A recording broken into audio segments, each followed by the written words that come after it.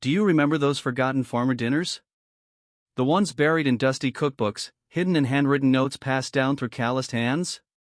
Meals that smelled like wood smoke and tasted like hard work. Back when food wasn't just something you ate, it was something you earned. These weren't quick fixes. They were simmered, slow-baked, and stirred with stories. Made to feed tired hands, big families, and long winters. They were dinners built from scratch, sometimes literally, using every part of what the land gave and what the butcher left behind. But somewhere along the way, they vanished. No camera ever captured them. No restaurant ever revived them. And now, they sit forgotten like a family photo buried in a barn drawer. But not today. Today, we dust off those memories. We bring back the taste of cast-iron kitchens, the rhythm of chopping root vegetables at dusk, and the scent of bacon drippings turning golden in the skillet. From hog maw to cornmeal mush, rabbit fried in lard to celery creamed with potatoes.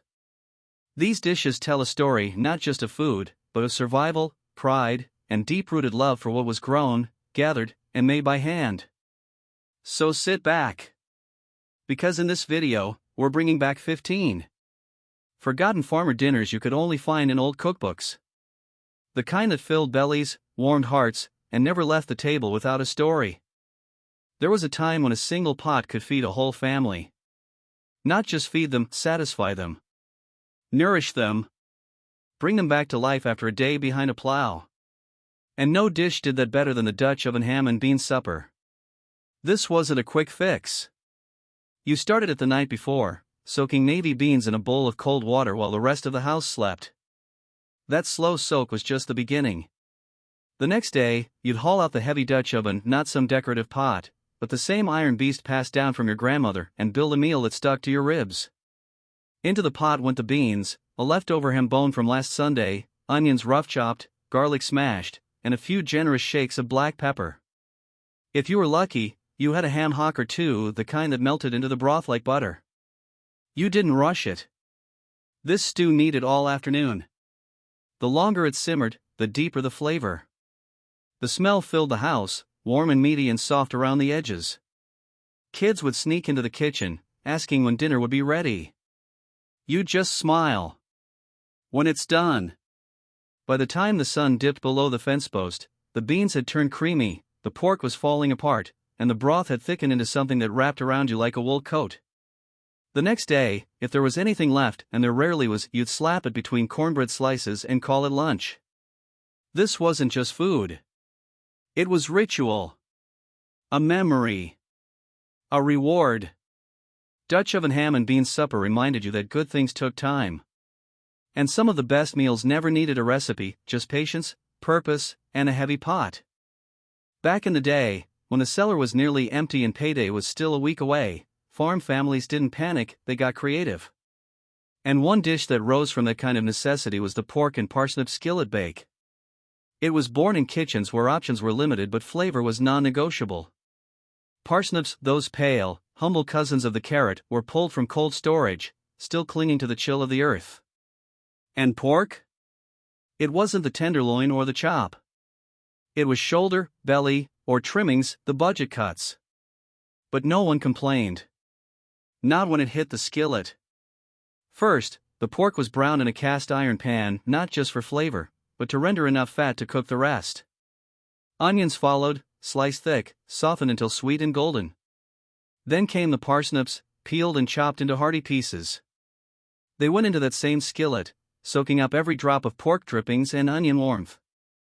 And the magic? It wasn't complicated.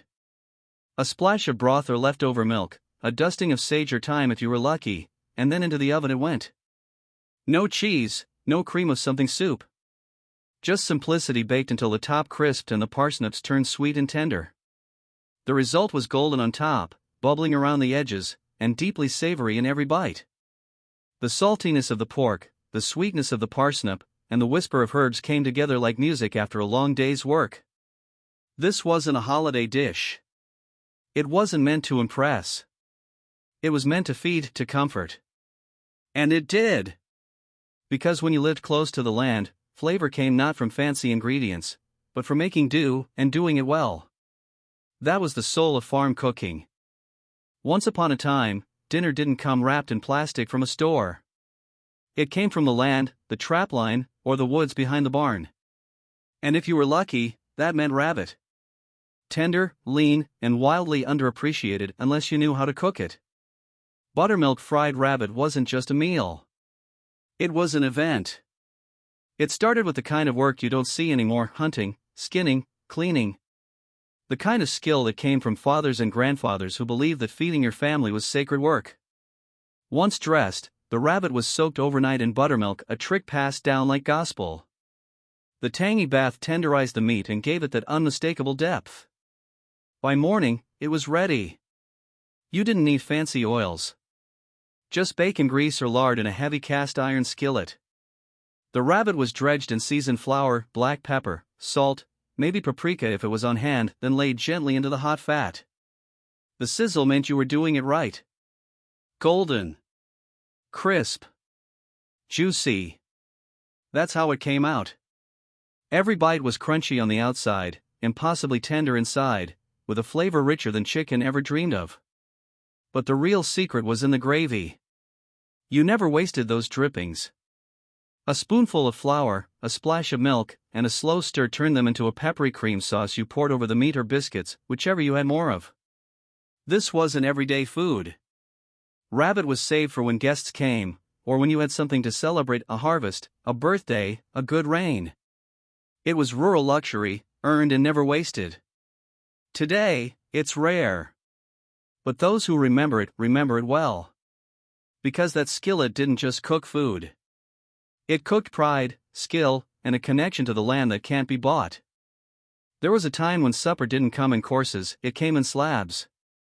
And one of the most reliable, underrated meals to ever grace a farmhouse table was something almost too simple to believe: cornmeal mush. 3 ingredients. That's all it took: water, salt, and yellow cornmeal. No glamour, no gimmicks. But to those who grew up with it, cornmeal mush was everything. It started as a bubbling pot of golden porridge, thickened slowly over a hot stove. You had to stir constantly, fighting lumps and scorching. But when it came together, it was firm, smooth, and dense enough to slice once cooled. That's when the magic happened. You'd cut it into thick rectangles and fry them up in a cast iron skillet slick with bacon grease. The outside would crisp up, forming a golden crust, while the inside stayed warm, soft, and comforting, like a hush in your belly after a long day. Some folks topped it with molasses or syrup for breakfast. Others laid a slice beside greens or beans for dinner. In some homes, it was eaten cold the next day with jam or fresh butter. It wasn't about flavor explosions. It was about nourishment, about making do with what little you had and making it stretch. Cornmeal was cheap.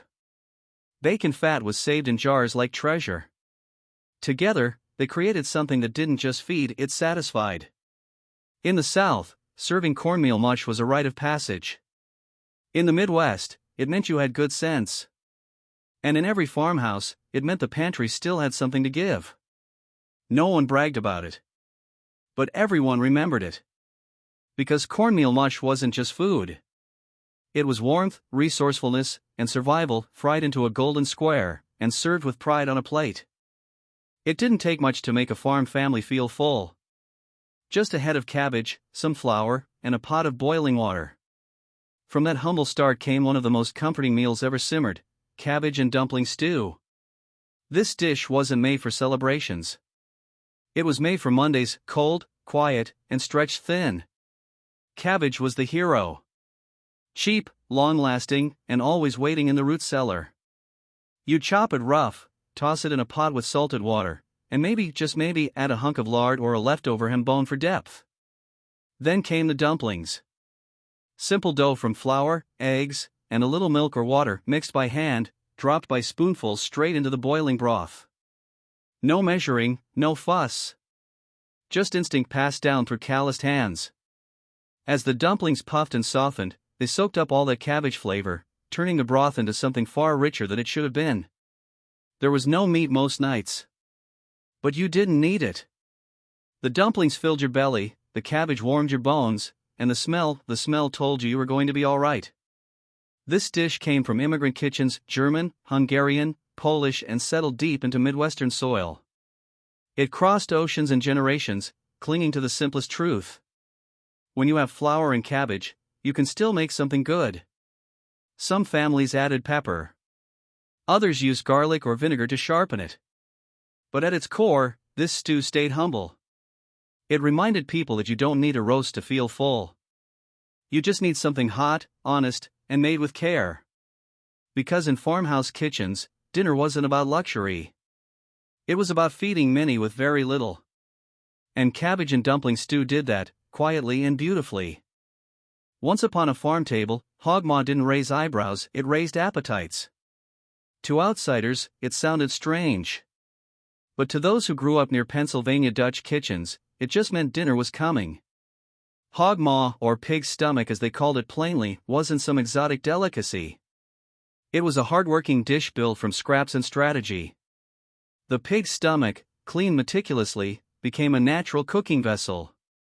It was tough, elastic, and perfect for stuffing. What went inside was a farmer's idea of balance: diced potatoes, sausage, onions, and seasoning. Everything chopped small, seasoned well, and packed tight. Then the stomach was sewn shut like a homemade pouch and laid into a roasting pan. Baked low and slow, it crisped on the outside while the inside turned soft, savory, and rich beyond measure. When it was done, slicing into it released a cloud of steam, warm, aromatic, and unforgettable. Every bite gave you a bit of everything: smoky meat, tender potatoes, and the kind of flavor you just don't get from a package. This was a dish born from frugality. On the farm, nothing was wasted. If an animal gave its life, every part was honored, even the parts most people would throw away. That's why hogmaw wasn't just food. It was a reminder: resourcefulness isn't shameful, it's powerful. You'd see it at family gatherings, holidays, and Sunday suppers. Kids might turn up their nose until they tasted it. Then they'd ask for seconds. Today, you rarely see hogmaw outside heritage cookbooks or old-timer memories. But back then, it was a staple, a symbol of making something extraordinary from the overlooked. Because farmhouse cooking didn't chase perfection. It found it in the most unexpected places. There was a time when milk gravy over fried salt pork ruled the farmhouse table, not just for breakfast, but for supper too. Salt pork was the pantry's guardian. It didn't need refrigeration. It didn't spoil quickly. It was salty, fatty, and ready whenever the cupboard felt bare. Thin slices would hit a hot skillet, crackling and curling as the fat rendered down into liquid gold. That scent? It meant something was cooking, even if the pantry was nearly empty.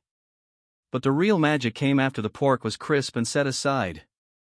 You'd whisk flour right into the drippings, watching it bubble and brown. Then in went the milk, fresh, if you were lucky, and you stirred until it thickened into a creamy, smooth gravy. Pepper was never optional. It gave the dish its bite, a quiet boldness against the rich base. This gravy wasn't just poured over biscuits. It found its way onto mashed potatoes, cornbread, wilted greens, even leftover bread torn straight from the loaf. It was a sauce, a meal stretcher, and a comfort all in one. In homes where every penny mattered, this dish was proof you could feed a family with almost nothing. A little meat, a little milk, and a whole lot of heart. Kids would scrape their plates clean. Elders would nod in approval. Because this wasn't fast food. It was memory food, passed from generation to generation without ever needing a recipe card. Today, people might overlook salt pork in favor of fancier cuts.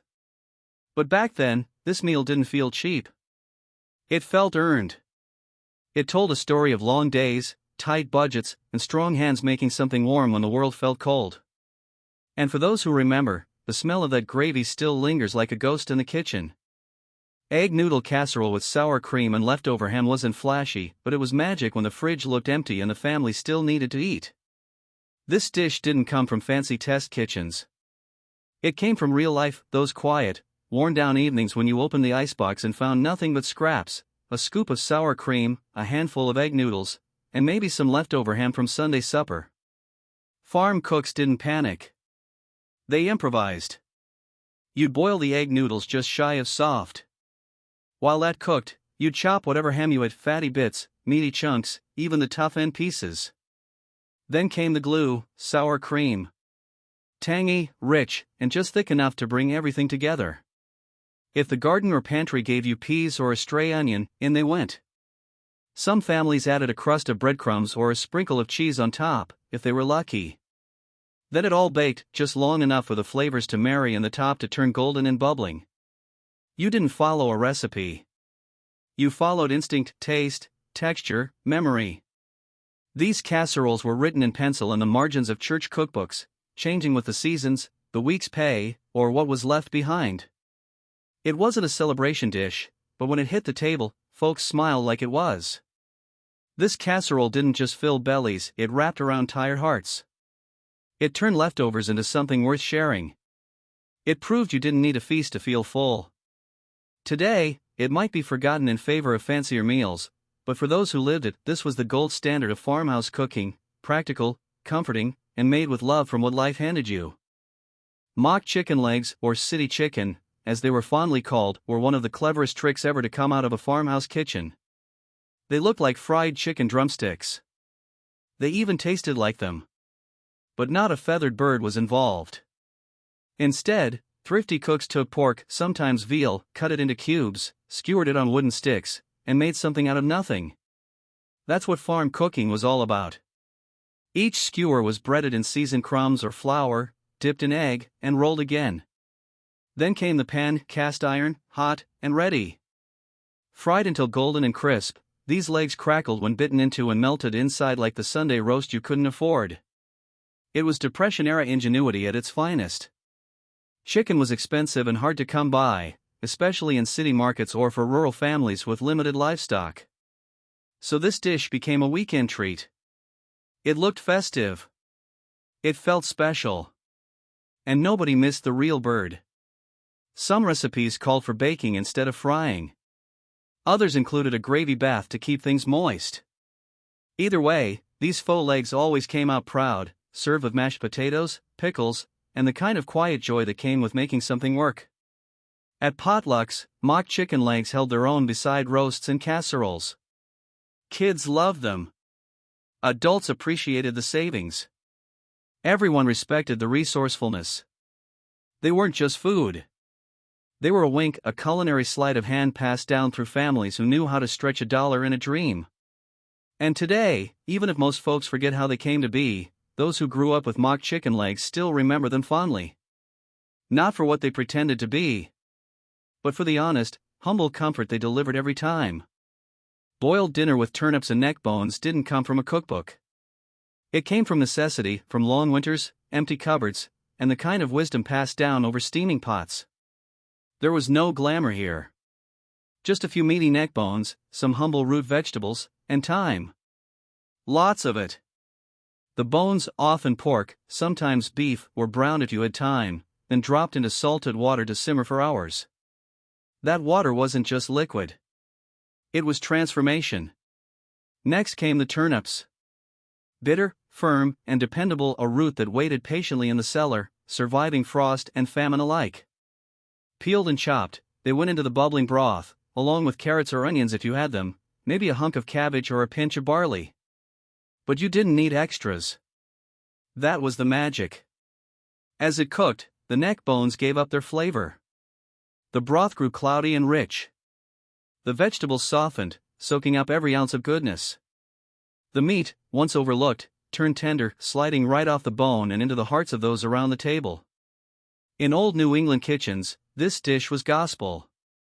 A staple during the hardest months. It filled the house with warmth and the bellies with strength. It wasn't pretty. It didn't need to be. What mattered was that it was there. Reliable. Nourishing. You'd eat it hot with dark bread or just a spoon. Leftovers might be mashed into a hash or ladled over day-old cornbread. Nothing was wasted. Everything had a purpose.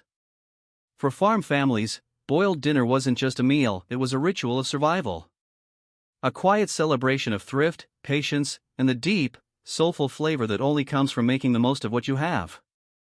Molasses-baked sausage patties weren't fancy, but they made the whole house smell like something good was about to happen. In truth, they only took one pan, half an hour, and a little know-how passed down through generations.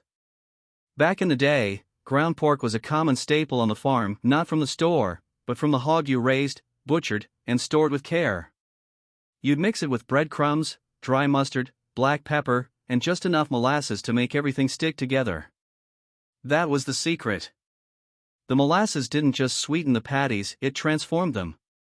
Rolled into thick discs by hand and lined on a baking sheet, they were baked slowly, allowing the molasses to caramelize around the edges. That sticky glaze turned deep and dark, nearly burnt in spots, and that's when you knew they were ready. Crisp on the outside. Tender and juicy on the inside. The kind of bite that filled your mouth and your spirit. In the South, especially, molasses was cheaper than sugar, making it a go-to sweetener. Some cooks added vinegar for a little tang, others tossed in a pinch of clove or red pepper for warmth. Every family had their own version, scribbled in pencil on the back of a church cookbook or remembered by heart. You'd usually serve these with spoon bread, mustard greens, or biscuits soaked in drippings. And if there were leftovers? You best believe they went between 2 slices of bread for breakfast the next morning. These patties weren't made to impress anyone. They were made to fill you up, to stretch a pound of pork across 5 plates, and to bring just a touch of sweetness into lives that didn't always have much. And that's what made them unforgettable, humble, hearty, and glazed with the kind of flavor that sticks with you long after the plate is clean. Stuffed peppers with wild rice and scrapple might not look like much today, but once upon a time, they were a farm kitchen's definition of clever. This was the kind of dinner that turned scraps into something hearty, wholesome, even beautiful. It all started with green bell peppers, the fattest you could find. They weren't there for flash, they were containers, ready to be filled with whatever you had left. Wild rice brought chew and earthiness. Scrapple, the much misunderstood mixture of pork scraps, cornmeal, and spices, brought depth. It was the soul of the dish, and on farms, it was gold. Scrapple wasn't store-bought. It was made from what remained after butchering: liver, head meat, trimmings. Add cornmeal, sage, and black pepper, then cook it into a loaf that you could slice, fry, or crumble into dishes like this one.